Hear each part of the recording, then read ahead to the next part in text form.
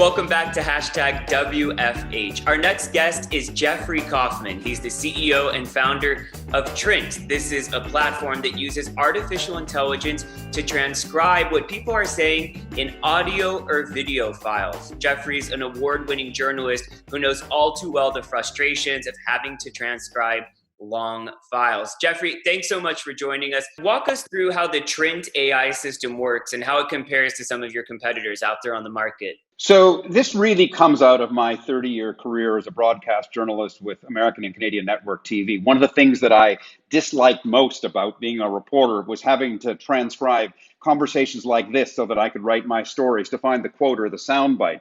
I think people are probably really familiar with that routine.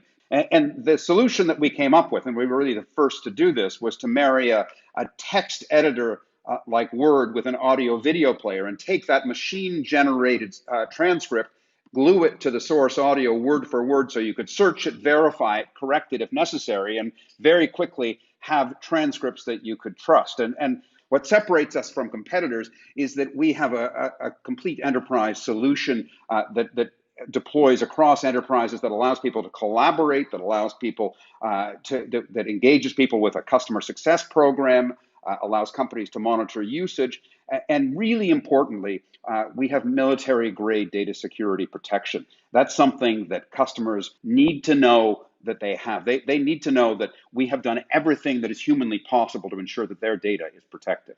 I'm interested, what's happening with your office space? You had to pull out your London teams and put them at home. So what's going on at your offices now? We got rid of our offices because we were able to, but we found that there was a group of employees who just don't want to work at home. They have small children, they're isolated and live alone, or they're just very social people. And so we got what we call a swing off, a small office in a kind of co-working space, really, really beautiful space. That traditionally holds 18 because of social distancing and has 14 desks, and people can come and go. We liked that particular building because it had 2 outdoor spaces, so people could have outdoor meetings and feel a little bit more relaxed. But I think this idea that remote is the future is really misguided. It isn't. I think flexible working is the future. A couple of days a week in the office is where we'll end up when all of this passes. I think, Samuel, the other thing that people are losing in this is that part of the joy of work is community. I don't think all of those people are going to have better quality of lives if they sit at home at the end of their beds and on their laptops every day. And I don't think that's what people want.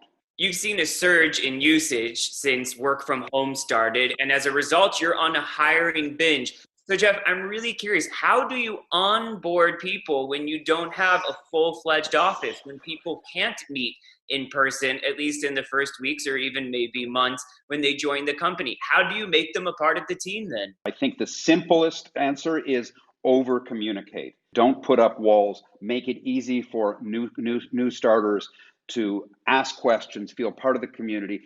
We send them a welcome pack with not just with their laptop, but with company swag, a T-shirt, and other and brand book and things like that.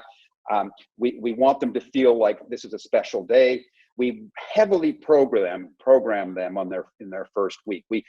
One of the things that we've done very successfully is we start them in clusters, and it creates, one, an efficiency of time, but 2, a sense that you're not on your own, and it's not, for people who are particularly younger people beginning their career, it's not as intimidating. And what we've encouraged is for that cluster to have follow-up coffees and virtual coffees and lunches so they can talk to each other and stay connected. And I think this idea that your first week is not left with you just staring at your computer and wondering what to do is really, really important. And we have seen real challenges for new starters of loneliness and sort of mental health concerns. And you just have to be incredibly sensitive. I think that the role of an employer has evolved, and mental health has to be part of what your concerns, part of what you look at when you consider these things in a way that really goes beyond what our expectations as employers used to be. Really insightful. Jeffrey Kofman, founder and CEO of Trint, thank you so much for joining us. Thanks, Samuel. A pleasure.